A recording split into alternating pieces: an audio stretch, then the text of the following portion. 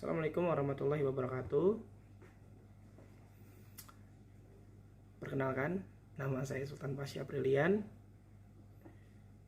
dengan NIM atau nomor induk mahasiswa 0120190026 dari program studi Relasi Industri Politeknik Ketenagakerjaan.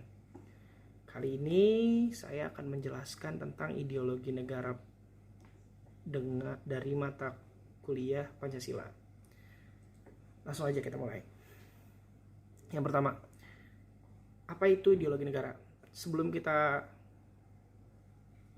membahas tentang ideologi negara, kita harus membahas kata per kata. Dalam ideologi negara itu ada dua kata, yaitu ideologi dan negara. Kita akan membahas ideologi dulu yang pertama. Apa itu ideologi? Ideologi itu kan sebenarnya juga dibentuk dari dua kata, yaitu idea dan logos. Idea itu artinya gagasan, pemikiran, sedangkan logos itu artinya ilmu. Nah, secara umum, ideologi adalah sekumpulan ide, gagasan, keyakinan, kepercayaan yang menyeluruh dan sistematis dalam bidang politik, ekonomi, sosial, dan budaya, serta keagamaan. Nah, di dalam ideologi tentunya memiliki fungsi. Adapun beberapa fungsi-fungsi dari ideologi. Yang pertama adalah sarana untuk membentuk dan mengisi kehidupan manusia secara individual. Jadi, karena bentuknya sebuah ide abstrak, ide ini bisa membangun sebuah perilaku di dalam hidup masyarakat. Itu maksudnya. Yang kedua adalah sebagai jembatan pergeseran kendali kekuasaan generasi tua atau yang biasa disebut dengan founding father dengan generasi muda. Dan yang terakhir adalah sebagai kekuatan yang mampu memberi semangat dan motivasi individu, masyarakat, dan bangsa untuk menjalin kehidupan dalam mencapai tujuan. Jadi goal dari ideologi ini sebenarnya adalah mencapai tujuan. Apa tujuannya? Ya tergantung dari purpose ideologi ini dibuat gitu. Kita lanjut. Kalau tadi kita udah ngebahas ideologi, sekarang kita ngebahas tentang negara. Negara ini kan sebelumnya udah pernah dibahas di semester sebelumnya. Jadi saya akan bahas sedikit. Menurut Soekarno, negara adalah sebuah organisasi masyarakat yang mempunyai daerah tertentu di mana kekuasaan negara berlaku sepenuhnya sebagai kedaulatan. Seperti yang kita tahu, unsur-unsur negara kan ada wilayah, pemerintahan daulat, dan rakyat. Nah, di sini Soekarno sudah menjelaskan semuanya. Yaitu negara adalah sebuah organisasi masyarakat yang mempunyai daerah tertentu di mana kekuasaan negara tersebut berlaku sepenuhnya sebagai kedaulatan. Itu menurut Soekarno. Saya lanjut. Jadi, apa itu ideologi negara? Ideologi negara itu adalah sesuatu gagasan atau pemikiran dasar yang digunakan untuk landasan dalam berperilaku, mengatur ketatanegaraan, dan menjadi tatanan untuk membentuk sebuah hukum yang bertujuan untuk mencapai tujuan suatu negara. Jadi ini saya ambil menurut saya. Gitu.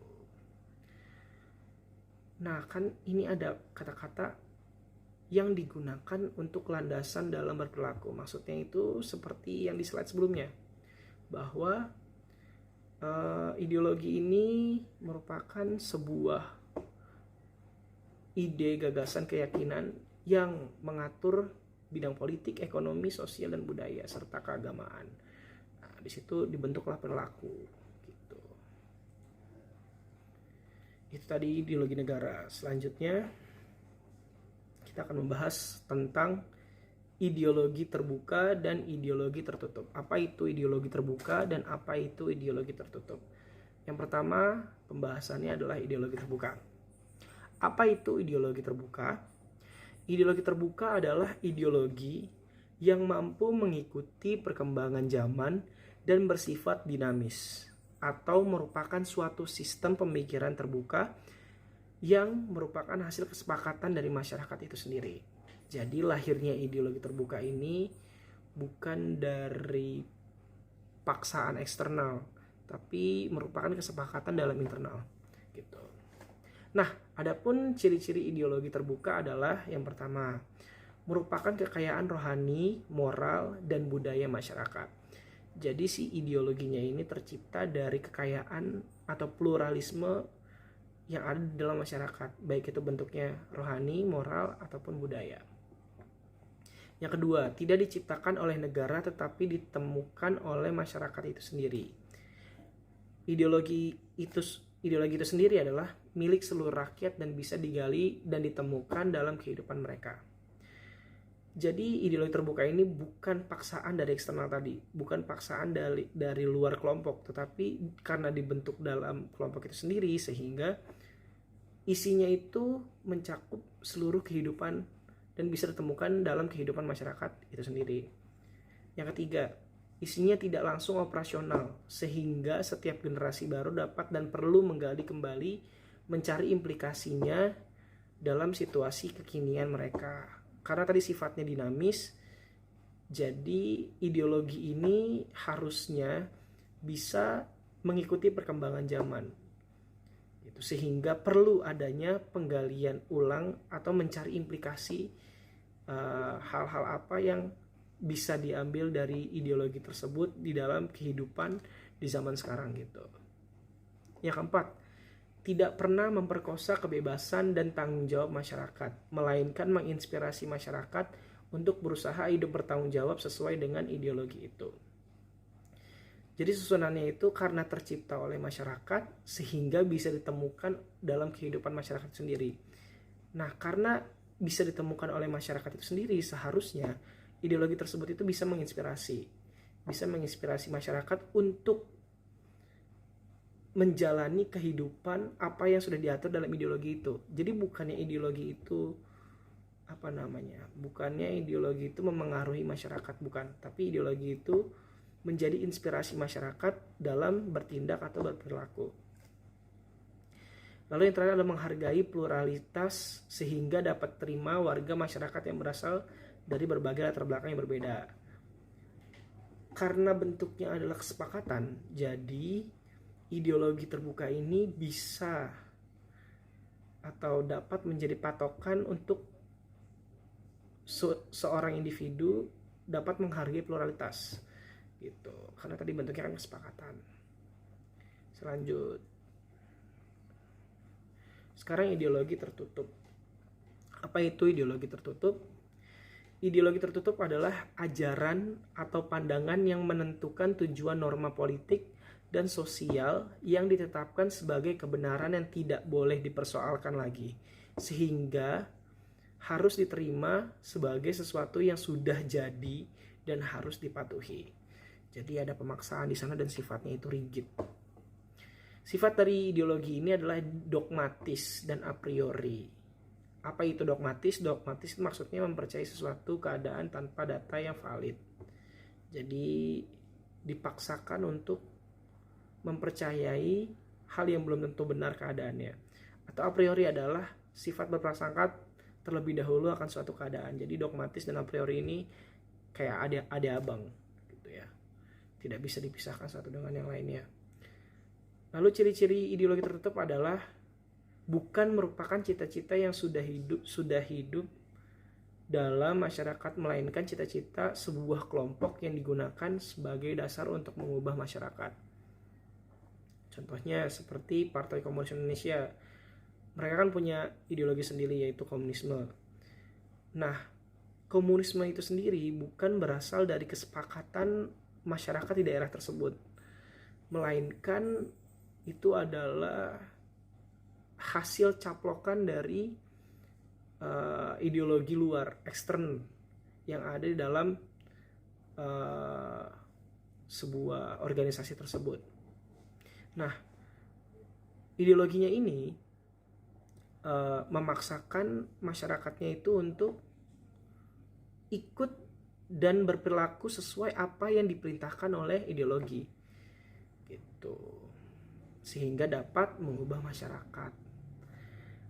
Lalu selanjutnya, apabila kelompok tersebut berhasil menguasai negara, maka ideologinya akan dipaksakan kepada masyarakat, bersifat totaliter atau mencakup mengurusi semua bidang kehidupan. Beda ya, kalau tadi terbuka itu tidak langsung operasional, kalau ini langsung operasional. Jadi isinya itu langsung mengurusi hal-hal yang harus dilakukan dan yang tidak harus dilakukan. Dan yang terakhir adalah kebenaran suatu ideologi tertutup tidak boleh dipermasalahkan berdasarkan prinsip moral yang lain. Seperti tadi, karena udah sifatnya dogmatis, jadi udah nggak bisa dipermasalahkan lagi. Kalau misalkan ideologi itu bilang A, ya udah A. Tidak bisa digali lagi implikasinya itu dalam kehidupan, sehingga nggak dinamis dia. Sifatnya ya begitu-begitu aja. Gitu. Pertanyaan selanjutnya adalah, Pancasila itu ideologi terbuka atau ideologi tertutup? Menurut saya seharusnya kita mengcompare si Pancasilanya ini dengan ciri-ciri ideologi terbuka ataupun ideologi tertutup. Yang pertama kita buka ideologi terbuka dulu ya. Tadi kan dikatakan bahwa ideologi terbuka itu merupakan kekayaan rohani, moral, dan budaya masyarakat.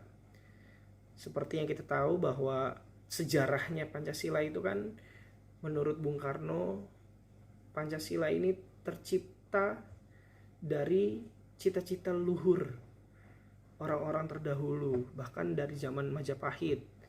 Pancasila itu sudah ada, sehingga isi dari Pancasila itu merupakan kekayaan rohani, moral, dan budaya masyarakat. Jadi bisa dikatakan Pancasila merupakan ideologi terbuka. Jadi ini benar. Yang kedua, tidak diciptakan oleh negara tetapi ditemukan oleh masyarakat itu sendiri. Ia adalah milik seluruh rakyat dan bisa digali dan ditemukan dalam kehidupan mereka. Kita bahas dulu. Katanya kan tidak diciptakan oleh negara tetapi ditemukan oleh masyarakat itu sendiri. Pancasila itu lahir sebelum atau sesudah Indonesia merdeka. Sebelum ya, jadi pencetus isi Pancasila itu adalah sebelum. Meskipun pengesahannya sesudah merdeka, tetapi perumusannya itu sebelum Indonesia merdeka. Jadi sebelum ada negara, ada Pancasila dulu. Nah makanya tidak bisa dikatakan bahwa Pancasila itu diciptakan oleh negara, tetapi ditemukan oleh masyarakat melalui perumusan-perumusan. Lalu ia adalah milik seluruh rakyat. Ya betul, Pancasila itu adalah milik seluruh rakyat dan bisa digali dan ditemukan dalam kehidupan mereka. Betul. Jadi yang kedua ini juga betul. Lanjut yang ketiga. Isinya tidak langsung operasional, sehingga setiap generasi baru dapat dan perlu menggali kembali mencari implikasinya dalam situasi kekinian mereka. Jadi Pancasila ini kan berisi 5 butir.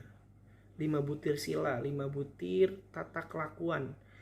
Dan 5 butir tata kelakuannya ini tidak langsung mengurusi tentang tatanan hidup, melainkan hanya poin-poin penting saja, sehingga masih bisa dijabarkan lagi gitu ya. Nah, dan butir penjabaran nilai-nilai Pancasila itu perlu digali dan bisa digali sehingga kita bisa mencocokkan nilai-nilai Pancasila dengan kehidupan di zaman sekarang gitu ya. Lanjut, tidak pernah memperkosa kebebasan dan tanggung jawab masyarakat, melainkan menginspirasi masyarakat untuk berusaha hidup bertanggung jawab sesuai dengan ideologi itu. Betul, jadi Pancasila ini karena bentuknya tadi butir-butir dan ada nilai-nilainya ini seharusnya menginspirasi masyarakat untuk hidup bertanggung jawab sesuai dengan nilai-nilai yang terkandung dalam Pancasila itu sendiri. Dan ini juga benar yang keempat. Yang kelima, menghargai pluralitas sehingga dapat terima warga masyarakat yang berasal dari berbagai latar belakang yang berbeda. Ini juga benar gitu ya. Kita lanjut. Sekarang kita cocokkan dengan ciri-ciri ideologi tertutup. Apakah sama? Sifat dari tadi sifatnya itu dogma. Kalau misalkan menurut saya Pancasila ini tidak berbentuk dogma, tapi bisa didoktrin ya. Bukan dogma tapi bisa didoktrin. Jadi ya mirip-mirip lah dengan ideologi tertutup. Nah, ciri-cirinya yang pertama adalah bukan merupakan cita-cita yang sudah hidup dalam masyarakat, melainkan cita-cita sebuah kelompok yang digunakan sebagai dasar untuk mengubah masyarakat. Ini kan kebalikan yang ideologi terbuka ya. Jadi ini tidak bisa dijadikan acuan bahwa Pancasila adalah ideologi tertutup. Jadi yang nomor 1 salah. Ciri-ciri yang pertama salah. Ciri-ciri yang kedua adalah apabila kelompok tersebut berhasil menguasai negara, maka ideologinya akan dipaksakan kepada masyarakat. Karena yang nomor 1 udah salah, pasti yang nomor 2 salah. Karena Pancasila bukan paham dari luar, melainkan paham yang berasal dari di dalam organisasi itu sendiri. Lanjut.